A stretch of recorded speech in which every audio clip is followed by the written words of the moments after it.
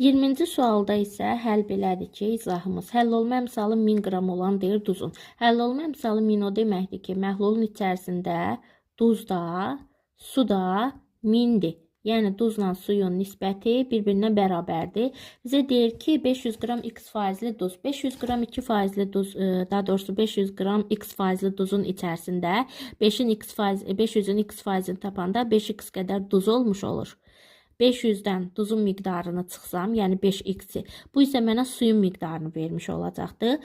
Deyir ki, qalan hansı ki məhluldan 250 qram qalana kimi su buxarlandırılır.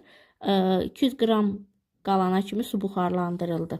Deməli, buradan mən bilirəm ki, su buxarlansa, məhluldan buxarlandırılacaq. Ona görə də məhlulun içərisindən çıxaq 250 qramını, yerdə qalacaq 250 minus 5x qədər bu vəziyyətdə.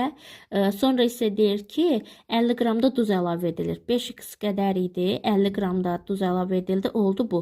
Bizdən də deyir ki, bunu etdikdən sonra doymuş məhlul alınır. Doymuş məhlulda da burada fikir verdik ki, KH 1000 olanda duz da, su da 1000 olmuş olur. O zaman bunlar bir-birinə bərabərdirsə, KH 1000 olanda duz, su. O zaman 5x plus 50-ni bərabər eləyirəm 250 minus 5x-ə. Buradan da mən tapmış olaram x-a 20.